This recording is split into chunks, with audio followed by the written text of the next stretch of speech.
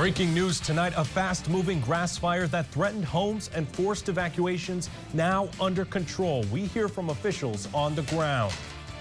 Covering Northern California, you're watching Action News Now. Coverage you can count on.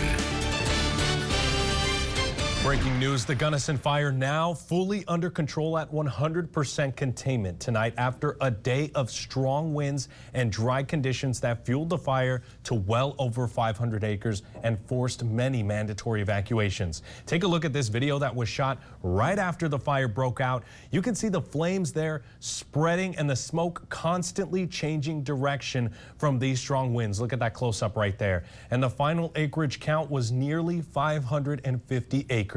The fire started around 1:40 this afternoon, and fire crews reached full containment by around 8:30 tonight. Cal Fire received help from Chico Fire, Hamilton City Fire Department, and Butte County volunteer firefighters to put this fire out.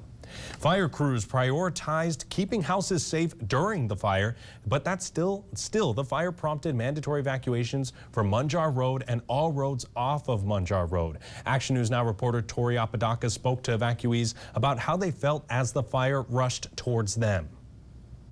Earlier today, Meriden Road was lined with people who were anxiously waiting to be allowed back in to Munjar Road that did eventually reopen to some traffic at around 4:30 p.m. Take a look at the smoke that was seen from Kiefer Road at around 3:30 p.m.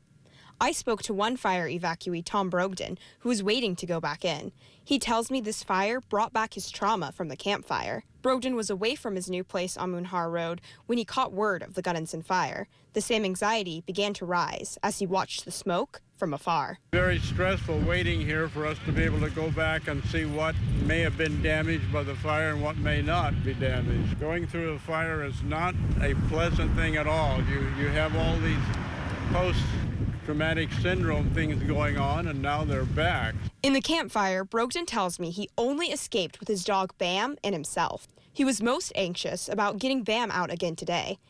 A neighbor, fortunately, was able to rescue his dog. Brogden adds that the fire danger is obviously very high right now, and with just one spark, it can really take off. Reporting in Chico, Tori Apodaca, Action News Now, coverage you can count on.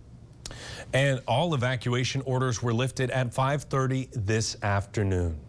And the smoke from the Gunnison Fire could be seen from miles away. Luckily, no homes were damaged, but the strong winds made many homeowners very concerned. Action News Now reporter Christian Lopez spoke with someone who rushed home once he heard the fire was close to his house. You can see it is very windy out here, which is a big concern for people who live in this area who were forced to evacuate. This is what the fire looked like when it hit earlier today. I spoke with one man who wasn't home when it happened, but he heard what was going on and he rushed home to check on his stuff, but he wasn't able to get through because the roads were closed. He tells me he's never had to go through anything like this before, and he really hopes that his house did not suffer any damages. It's nature. I mean, hopefully we can find out what caused it. But other than that, it is scary that you're out here not being able to help. Obviously, the wind is just blowing so fiercely. We've been worried about this. I'm really worried the fact that, we're so early into May and we're already dealing with this. But we've got a lot of experience with this in Butte County, and so as soon as it started, law enforcement and fire resources were put to it, and I think that's why they were able to get a handle on it. The cause is still under investigation. Reporting in Chico, Christian Lopez, Action News Now coverage you can count on.